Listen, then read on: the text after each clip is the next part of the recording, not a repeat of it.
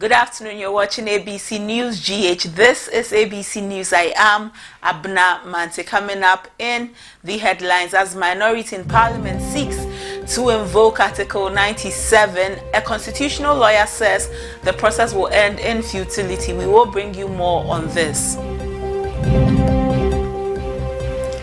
Deputy Director of Elections for the NDC has warned that EC cannot begin printing ballots tomorrow and is yet to rectify concerns they raised at IPAC meeting yesterday. Still to come in the bulletin, Vice Presidential candidate for the NPP, Dr. Matthew Opoku-Prempeh, has stated that the NPP will not put a complete ban on mining in the country.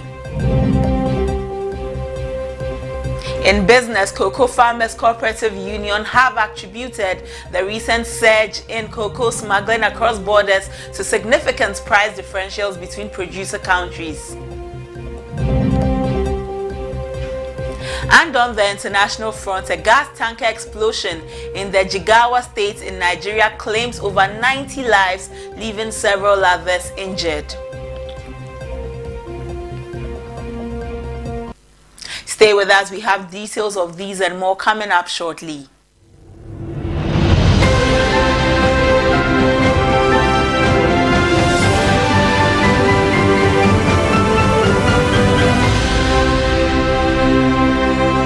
We are live on YouTube. The channel is ABC News GH. Now into our first story for this afternoon. Convener of the anti-Galamsey protest organized by the Democracy Hub, Oliver Bakavomawo, has been granted bail in the sum of 20,000 Ghana cedis on Wednesday, October 16, after 3 unsuccessful attempts. His previous bail applications had been denied by both the Accra High Court and the Circuit Court. Oliver Vomawo was arrested during a demonstration against illegal mining, locally known as Galamsey, which had caused severe environmental damage in Ghana. Several activists voicing concerns about destroying natural resources participated in the protest, which aimed to raise awareness and opposition to the practice. According to police reports, Mr. Oliver Vomawo was apprehended for engaging in unlawful activities during the protest, although specific details of his alleged misconduct are still under investigation. One of the incidents that led to his arrest was his removal of the keys from a police van parked at the protest site.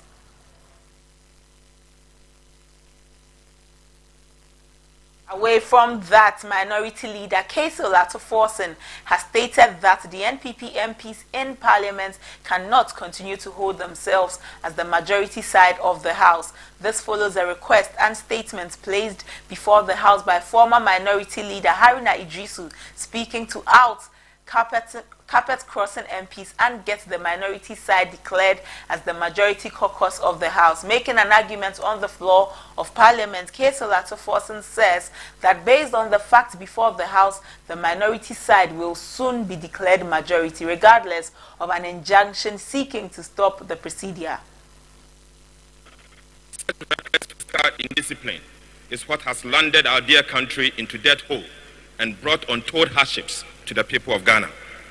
I am reliably informed, Mr. Speaker, that this President Akufo-Addo and the MPP government intends to dole out 3,000 Ghana cedis per person and other assorted election-driven handout to about 800,000 so-called farmers in the name of drought reliefs.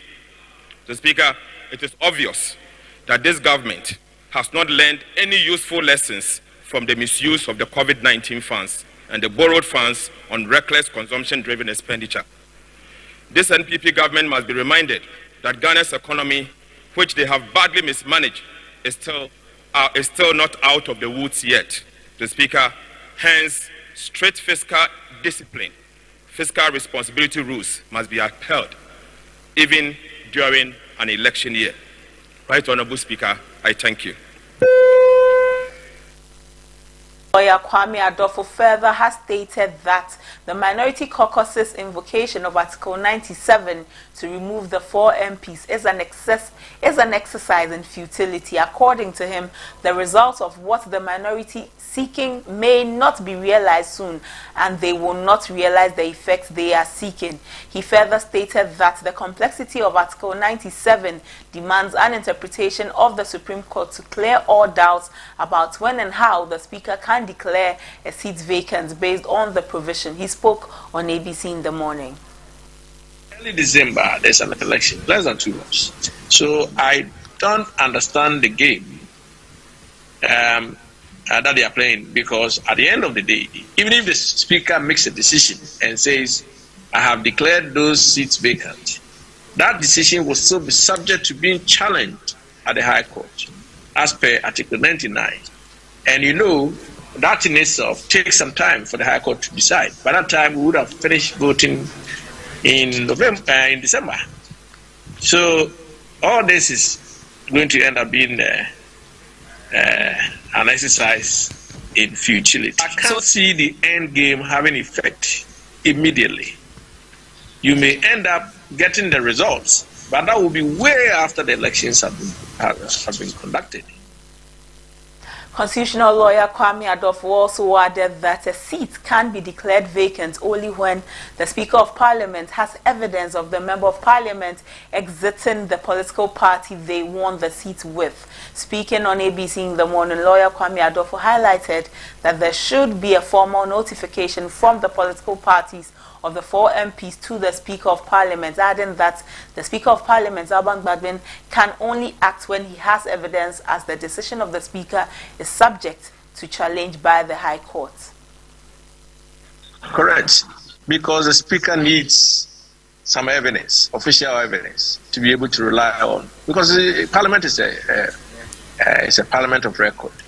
So they need an official document in order to document that there is a letter from the party stating that they have now divorced each other. And by virtue of that divorce, this seat is no longer occupied. Then the Speaker will have a basis to declare it vacant. Again, and I must repeat this, the Speaker's decision is not final. It's still subject to Article 99, which says that the High Court has to declare that the vacancy has existed or has arisen. So it is true. Now, formally, the MPP has to write to the Speaker. Again, NDC has to formally write to the Speaker to notify them that there has been a vacancy, so that the Speaker can. Away from Parliament, the Director of Communications for the National Disaster Management Organization, NADMO, George Ayisi, has assured that a proper assessment report is ongoing and they will come up with its findings soon to help victims of the Budumburam rock blasting. Speaking on ABC in the morning, George Ayisi noted that until an assessment of the incident is completed, the disaster management body cannot commence the distribution of items to the affected families and businesses. His comments come after some agitation by affected residents who have been left helpless following the destruction and loss of properties caused by the blasting of rocks as part of ongoing road expansion projects on the Kaswa-Budumburam stretch. To the affected victims who are in hospital, and then those who have unfortunately lost their lives. There's been a visit to their families to commiserate with them. But we are now writing the assessment report, and that will determine the next steps we are going to take. In between time, we are engaging the youth of the communities who are a bit angry, and talking to the chiefs and elders and people of the affected communities in the area. Yes, the last one was the 21st blast. So there was a previous 20 blasts, and in all they engaged the people. They sensitize and conscientize the people ahead of time. They give them time that the thing is going to happen. They put them in readiness. In fact, in the schools and students have moved to a safer place, a distance away. And that is how it's been done. And when they are going to blast the rocks, there are modules that is used, the ties and some things that are passed so that they can prevent the stones or rocks from flying all over. Report indicates that the last one, which caused this havoc and co, they didn't put those things in, and they had anticipated a certain time, but it was done earlier and all that. And you know, people, my report director from the area made me aware that sawdust and coal and those things were not heavy things to submerge the rocks from flying. And so that's part of the reason why the last blast resulted in what happened. But they are putting their assessment report together, and that will give us a vivid picture of what actually led to the situation. The former Member of Parliament for Gomwa East, Kojo Asemanyi, has called for the contractor who caused the tragic rock blasting that occurred on Monday, leading to the loss of lives of 3 residents in the Gomwa East municipality, to be held accountable. He noted that while the tragedy was an accident, it could have been avoided. Speaking on ABC in the morning, the former MP said preliminary indications point to the incident as an accident, describing it as unfortunate, but the contractor must answer questions following the unfortunate accident. The 17th one that has been done, they've done 16 before, but you see the way the design and the structure of the road is, there was no way they are going to go past that big rock that was sitting on the road without getting it off. I, however, think that this one, I don't know what really happened. This is the smallest one they have done. They've been blasting. Most of the time they give 3 days notice, 4 days notice, and they clear the road before they do. And yes, of course, some houses, because of the impact, there are some tremors or shakes when they do the blasting. But so far, nobody has been injured and nothing has happened to anybody. So it's unfortunate that this last one, this is supposed to be the last one that they were going to do. This incident happened. I think, first of all, we should look at it that it was a pure accident. That is one. But accidents too are avoidable. So we try to find out what caused this accident, and then we'll be able to get to the bottom of it. As of now, police are investigating to find out what really happened. But to the best of my knowledge, I mean, it's the contractor who is doing the work that must answer questions. Now into some election-related matters, the Deputy Director of Elections and IT for the NDC, Dr. Rashid Tanko Computer, has mentioned that the EC cannot afford to start printing the ballot papers ahead of the 2024 general elections amidst concerns over statistics. Speaking on ABC in the morning, he indicated that the Electoral Commission has no basis for going ahead to print the ballots, as they are yet to rectify the challenges the parties have identified. His comments come after the Electoral Commission has indicated that they will begin the printing of ballots for the 2024 elections from tomorrow, October 17. He further added that the EC should go with what was agreed on at the IPAC meeting yesterday.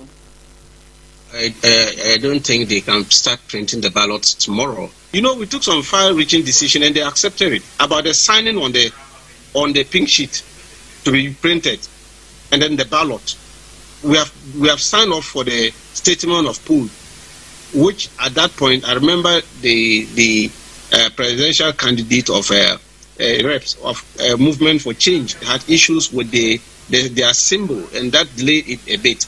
So yesterday I requested that they must bring the statement of pool, which is the pink sheet, for us to sign on it and agree that this is the pink sheet to it, and as well as the ballot paper, so that everybody will be at the same wavelength. And she agreed to that. So if she agreed to that request, I don't think they will proceed, because they have not invited us to come and sign on anything. So on what basis are they going to proceed to print ballot papers tomorrow? We are very clear in our mind that they should go by what we agreed. Meanwhile, the Deputy Director of Elections, Dr. Rashid Tanko Computer, has maintained that the Electoral Commission cannot have two different provisional figures and statistics. He stated that the EC should be very clear on the figures before they go ahead with printing ballot papers for the elections. There's a difference of 20,000 plus. So where is the data? We want to know the data of that difference. How come you have this large difference of transfer badge? And so when you give us the difference, we should be able to tell actually they were involved in multiple transfers or not. The issue of the valid voters, he tried to say they were provisional and therefore they are still working on it. But I told them that look, you cannot have two provisional figures. Tell us which of the figure are we using? Is it the one you displayed yesterday or the one in the statistics? Because the statistics one is what you are going to use to print the ballot papers. And therefore, if anything at all, we should be talking about that one. But you have brought another one which looks different from the one in the statistics. You see, these are the problems they create for themselves. And when we talk, people think that we are always attacking at them. No, it is their own creation. We didn't create it for them. They haven't done that. We will follow through it to see whether they will sanitize that aspect of their presentation yesterday. Apart from that, we have difficulties with their online exhibition. And you know it. We're very clear in our mind on that. How many Ghanaians can go online to check their name? My people in the rural areas, they cannot. Most of my areas, we don't have network. There's a problem. You go there, you are cut off. No communication. Unless you come to a nearby community where you... Still on Electoral Commission related matters, a ruling is set for Monday, October 21, as the court decides on applications filed by Bernard Mona, the presidential candidate of the People's National Convention. Mona is seeking to halt any activities by the Electoral Commission related to the upcoming presidential elections until he is declared a duly nominated candidate.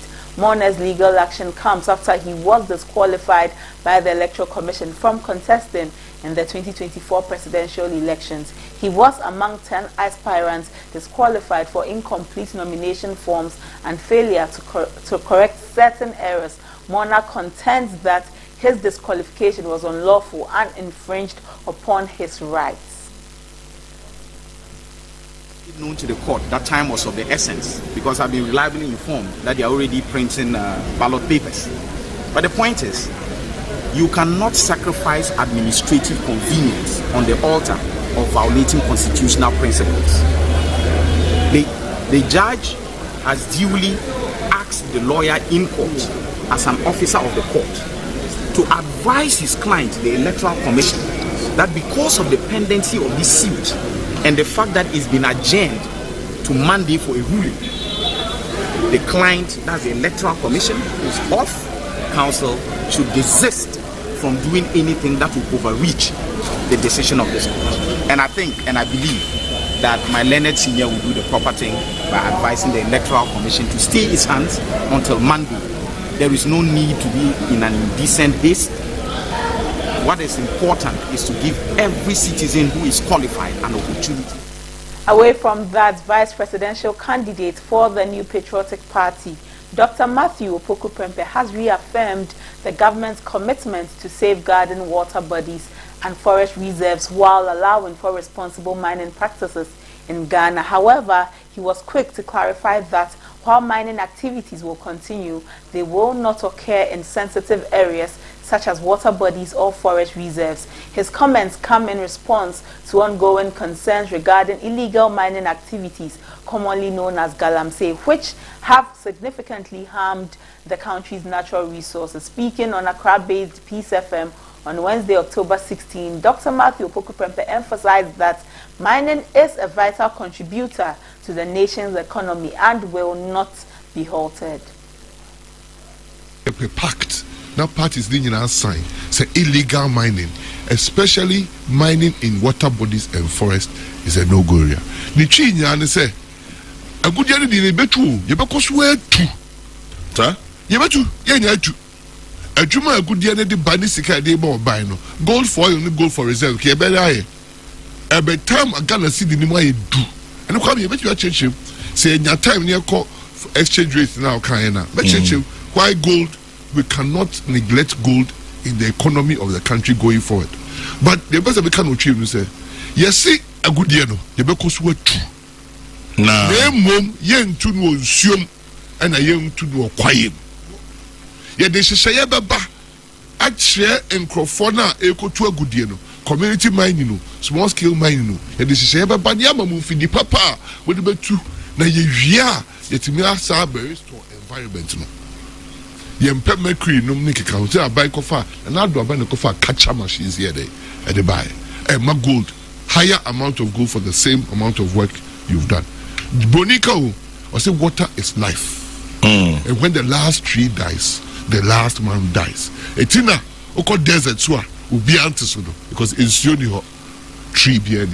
We will protect the forests, we will protect the water bodies, but the still on issues of mining, President Nana Addo Dankwa Akufo-Addo has called on John Dramani Mahama, the National Democratic Congress's presidential candidate, to clarify his stance on the fight against illegal mining known as Galamsey.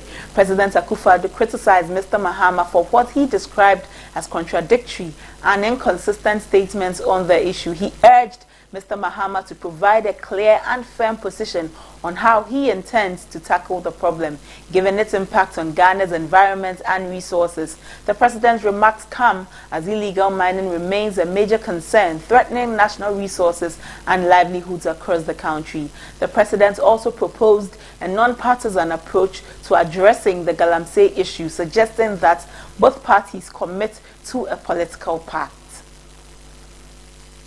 Wants to be president, he can't change his mouth. One side of his mouth is saying one thing, the other side of his mouth is saying another thing. It is not good for him. In the 2020 election, after the government had acted on the Galamsey, he went around all the mining districts of Ghana to tell them that when he comes, he's going to give amnesty to anybody who has been attacked on the Galamsey issue by my government. So it's not surprising that MPP lost in all those constituencies. That when he comes, he will now enforce the Galamsey laws. We want the NDC, four-time NDC presidential candidate to come clean, to tell us where does he stand. This is what I meant when I said that I was prepared to put my presidency on the line. I was prepared to take the political risk. Meanwhile, President Nana Addo Dankwa Akufo-Addo has stated that he has taken significant political risks and put his presidency on the line in the ongoing fight against illegal mining, commonly known as Galamsey. His commitment to combat this issue has faced severe criticism since he first pledged action in 2017. However, President Akufo-Addo emphasized his dedication to eradicating Galamsey, asserting he is bound by his word and ready to face any consequences that arise from it. He expressed concern over the poor performance of the NPP in 2020 elections within mining areas, attributing this decline to propaganda spread by the NDC's presidential candidate John Dramani Mahama. The president highlighted that in mining districts, particularly in the western region, the NPP nearly lost ground. Galamsey matter, which has risen a lot in Ghana today. In the last election in the mining districts of the country, the MPP did very badly.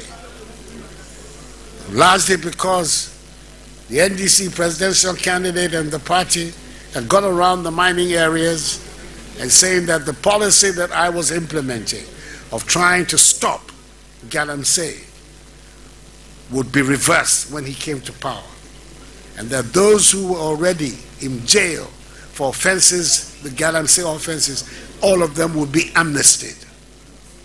When I said I was putting my presidency on the line, that's what I meant.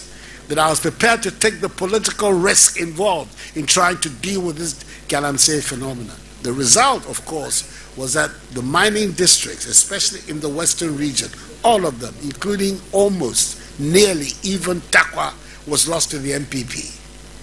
That is what I meant when I said I'm putting my presidency on the line. That I was prepared to take the political risk involved in coming to grips with this problem. Today, he said that no, he doesn't believe in jailing, that he's against Galamsey, that he will enforce the law. So once again, we have to ask ourselves, Mr. J.M., where do you stand? What are you telling the people of Ghana? Because every time you speak from one corner of your mouth and you speak. Constitutional lawyer Justice Abdullahi has disclosed that it is not out of place for government to revisit recommendations that were initially rejected as proposed by the Emil Short Commission. The commission, set up in the wake of political violence during the by-election held in Ayawaso West Wogon in 2019, made a series of recommendations to address political vigilantism and enhance electoral security. Some of these recommendations were dismissed by the government at the time, sparking public debate over their significance and potential impact. But in recent times, Justice Emil Short again called on government to implement the full proposal by the commission as we inch closer to the 2024 elections. Speaking on ABC in the morning, Justice Abdullahi stated that it is within the government's prerogative to review past decisions, especially if circumstances have changed or if there is new evidence suggesting the recommendations could be beneficial to national security and political stability. And so with the white paper, it doesn't really have any significant legal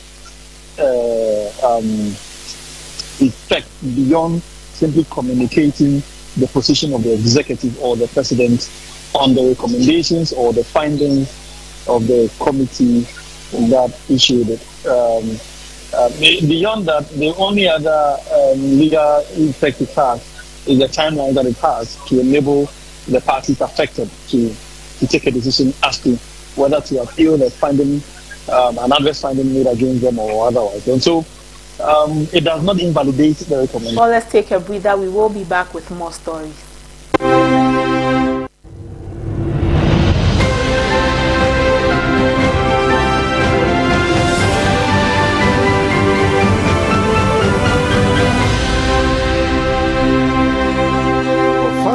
You can advertise your brand or business on ABC News GH Television.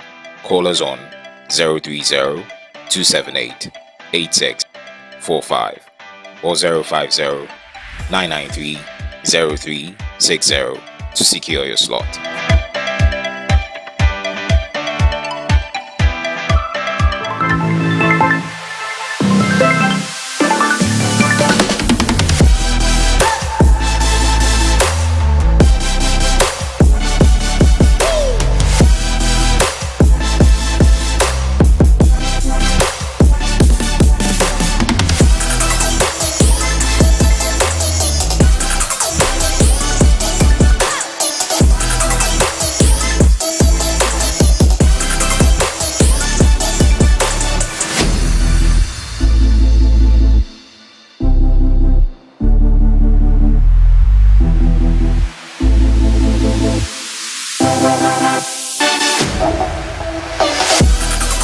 Over 5 million children have benefited from free SHS.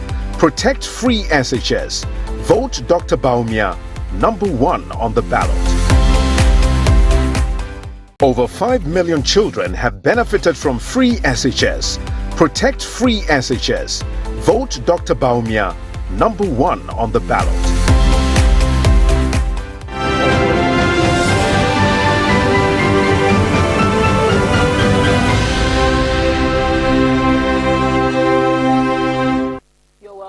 Let's get into some business news.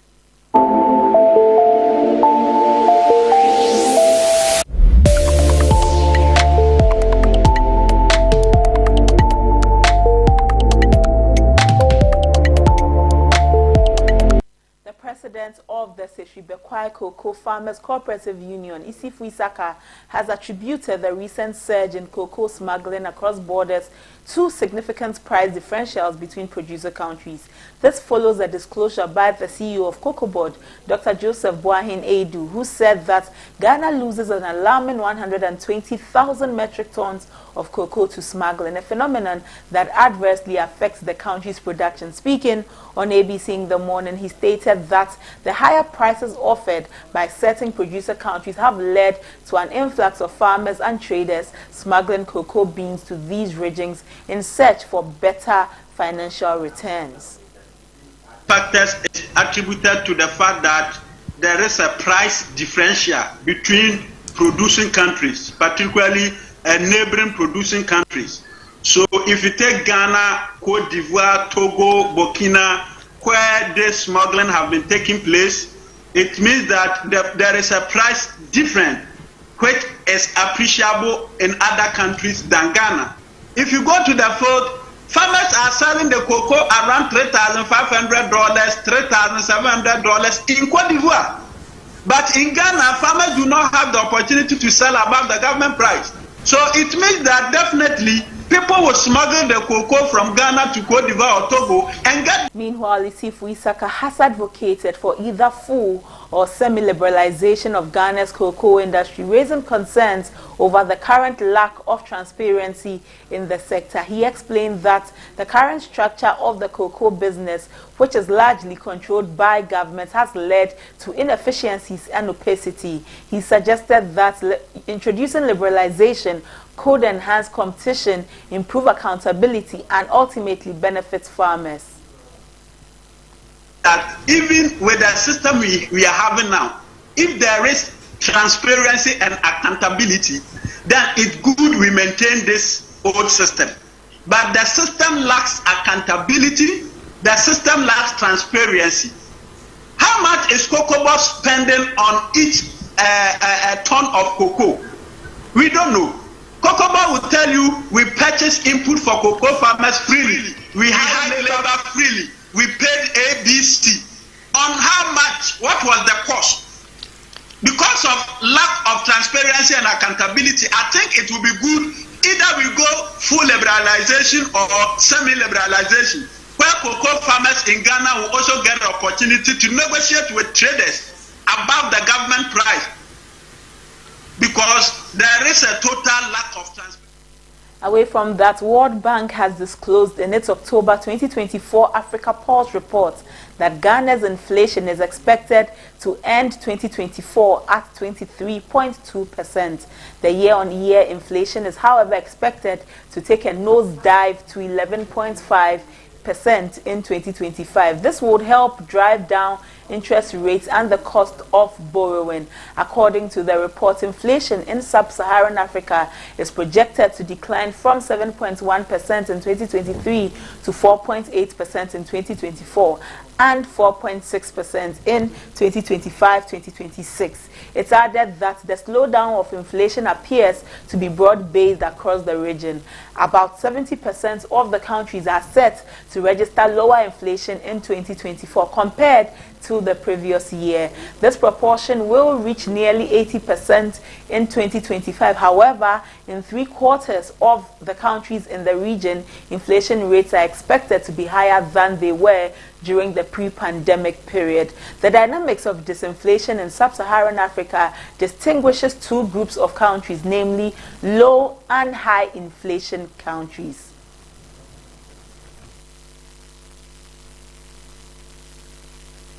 That's all for business. Let's take some sports stories.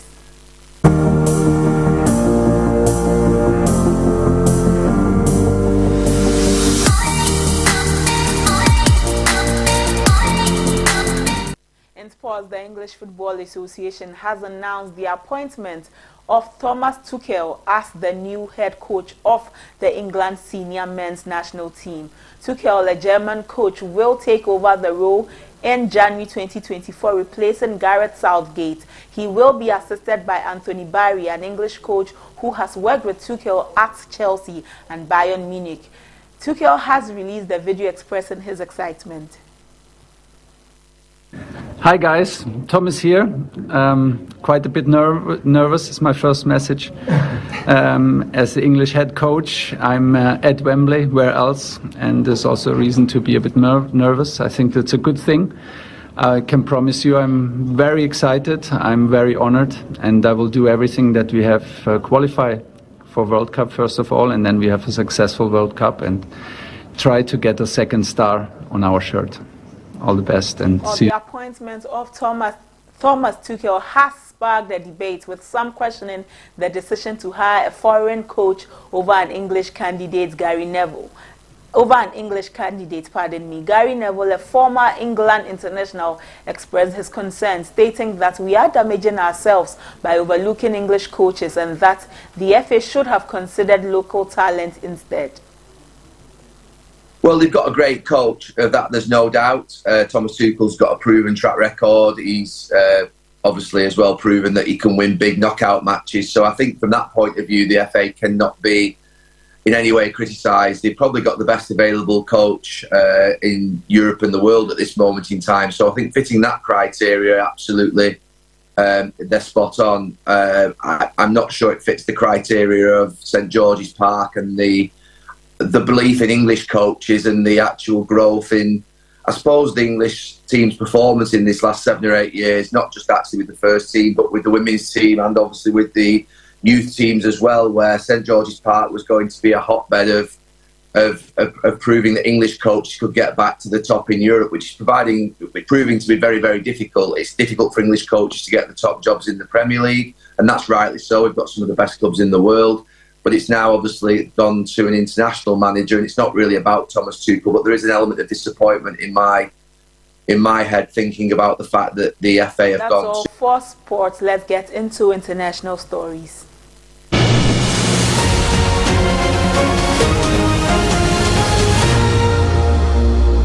At least 94 people were killed in northern Nigeria when a crashed tanker exploded near locals who had gathered to retrieve fuel.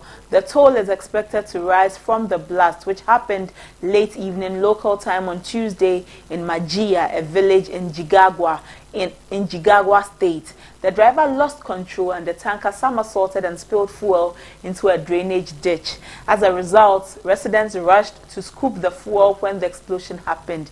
Jigawa police spokesperson Shisu Lawan Adam said.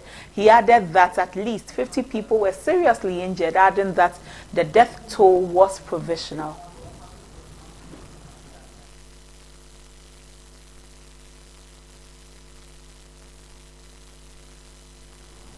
Still on international news, Kenya's parliament has begun the final step to remove Deputy President Rigathi Gachagua from office. An overwhelming majority voted in the National Assembly last week to approve his impeachment, setting the stage for the two-day trial in the Senate that decides whether or not to oust him. The deputy president faces 11 charges, including corruption, inciting ethnic divisions, and undermining government, all of which he denies. The role follows his recent fallout with President William Ruto, who has remained silent about the matter. Gachagua's trial is being conducted before the full House of the Senate after it abandoned a process to set up an 11-member committee to investigate the charges. Let's take a look at what they have brought against Gachagua.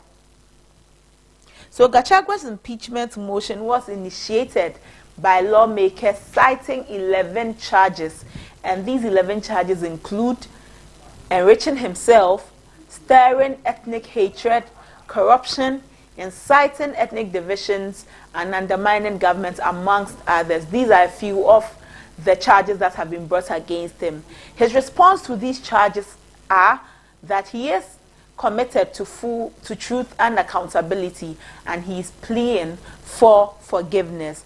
This is the projection of the impeachment process that they are bringing against him, that there will be a protracted trial, and it looks like there will be potential damage implications for Kenya's political landscape and stability.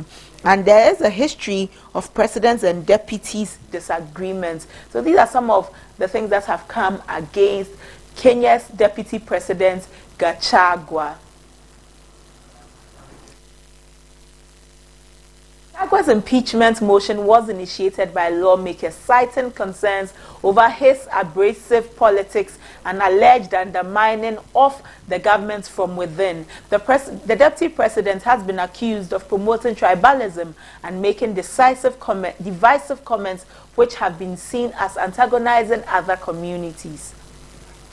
Prior to the trial, Kenya's courts declined to block the Senate's vote on Gachagua's impeachment, and a separate ruling declared the impeachment proceedings constitutional.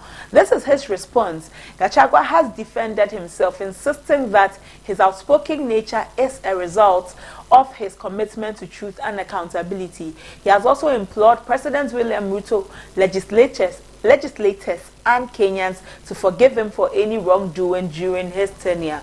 The impeachment trial is likely to be a protracted and potentially damaging process for Kenya's government, with implications for the country's political landscape and stability. The outcome remains uncertain, but it is clear that the country's history of battles between presidents and their deputies suggests a long leadership contest ahead.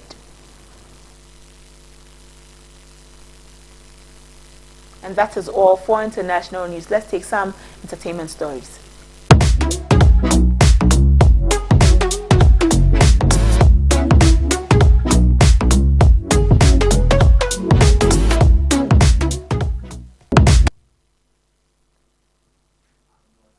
Jacob Yaumawulu Ajola, a prominent gospel singer, passed away by allegedly committing suicide. According to reports, his family has asked the public to be sensitive in sharing information about his death, citing an ongoing police investigation. The family statement signed by his sister, Susan Ajola, pleaded with the public not to impede the investigation with unsolicited information. A suicide note attributed to Jacob Ajola has surfaced, revealing his deep-seated pain and personal turmoil. In the note, he expressed feelings of failure, despair, and depression, stating that he had been a dead man since 2024. He wrote about struggling to cope with his mistakes and apologized for any harm caused to those who loved and supported him.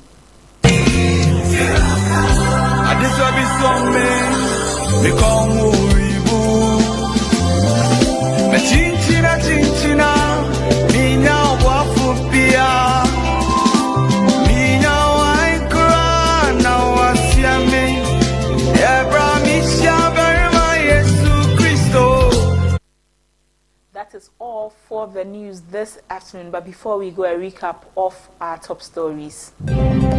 As the minority in parliament seeks to invoke Article 97, a constitutional lawyer says the process will end in futility.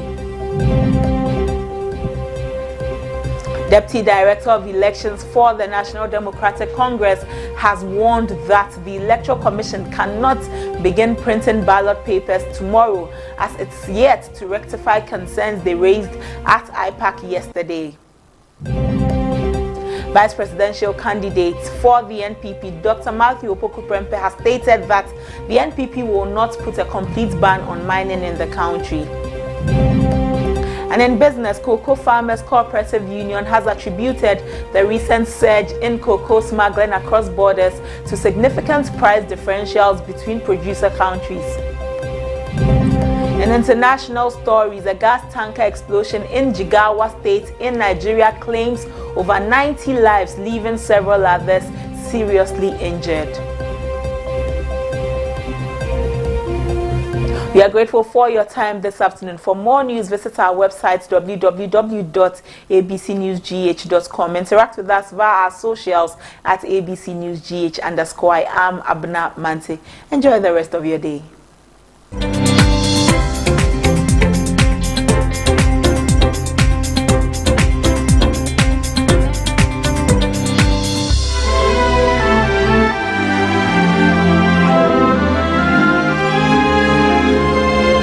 In 2009,